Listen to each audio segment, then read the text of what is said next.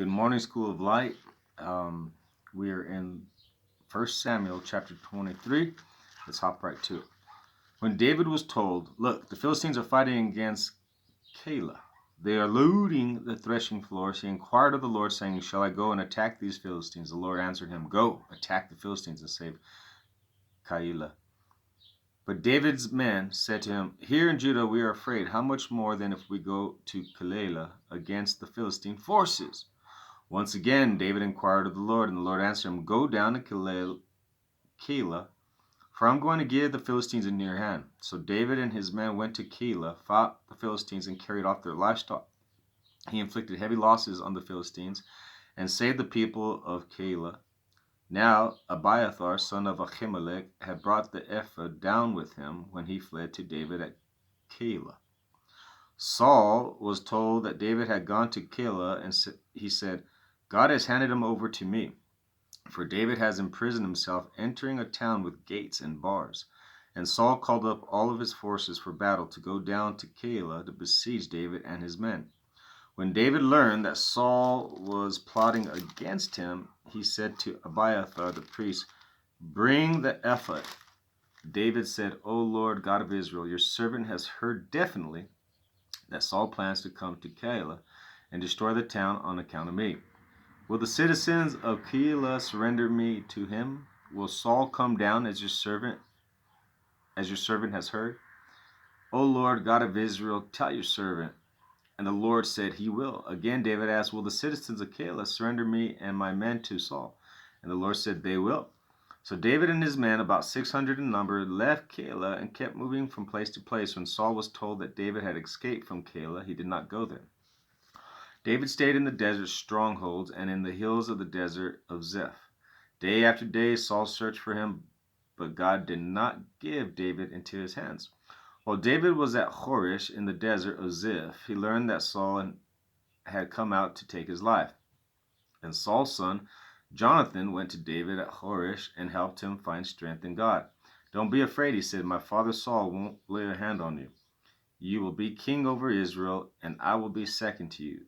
Even my father Saul knows this." The two of them made a covenant before the Lord. Then Jonathan went home, but David remained at Horish.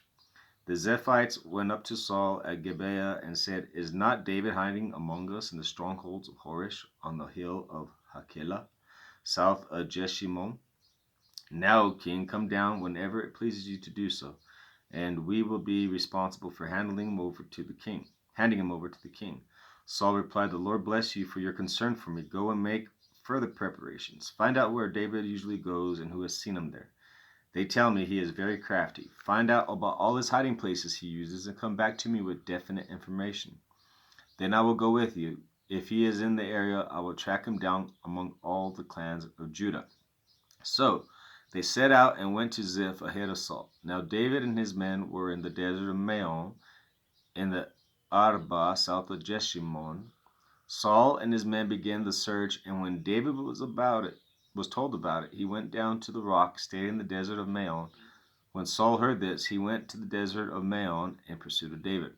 Saul was going along one side of the mountain, and David and his men were on the other side, hurrying to get away from Saul. As Saul and his forces were closing in on David and his men to capture them, a messenger came to Saul saying, "Come quickly, the Philistines are raiding the land." Then Saul broke off his pursuit of David and went to meet the Philistines.